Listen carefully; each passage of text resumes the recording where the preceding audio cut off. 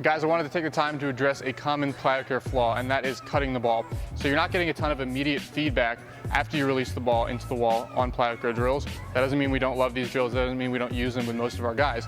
But if you're going from doing the drills into your catch play and you notice that the first 5 or 10 throws to your partner, you're cutting the ball, you're yanking the ball down, or you're throwing cutters or sliders, then that's an indication that you're doing this common mistake as you're going through the drills. So the basic idea is whatever your release point is, wherever your arm slot is, if you extrapolate after releasing the ball where that would hit on the wall. So for me, I'm a low arm slot guy. If I release the ball from here, that ball is going to be hitting on the wall way out to the side. I'm throwing from behind a left-handed batter. Okay? It's the same thing depending on your arm slot. If you're a slightly higher arm slot, that ball is going to be hitting up here on the wall. If you're even higher arm slot, it's going to be hitting up here. In no scenario are you going to be releasing the ball and the ball is going to be hitting directly in front of your line of vision.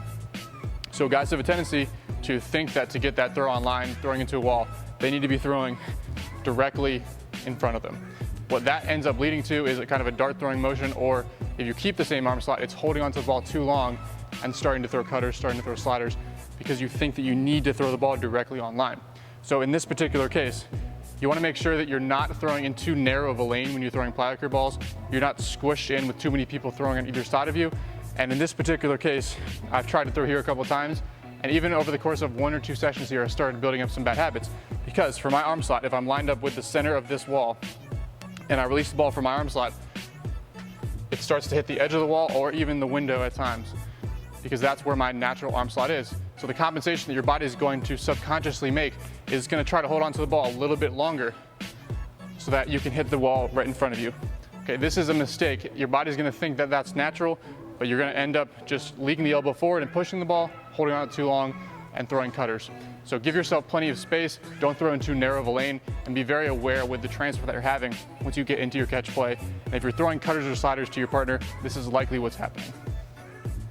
One way to address this, and a lot of coaches already do some variation of this, is basically put a tape X on the wall.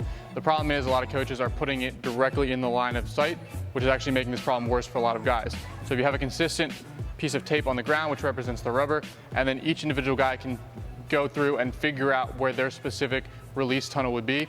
So for me, if I have tape right here, I can kind of go through my motion and establish that for me, that X would be right around here, given that constant starting spot. But for me, definitely putting an X right in front of my line of vision is going to start leading to some compensation patterns, and for a lot of other lower arm slot guys as well. So just be aware that on an individual basis, guys are going to have different release tunnels where that pitch should be coming out. Even if you finish way over your front side, it's not going to be coming out directly in front of you. That's what's going to lead to some of these elbow issues or some of these cutter slider issues.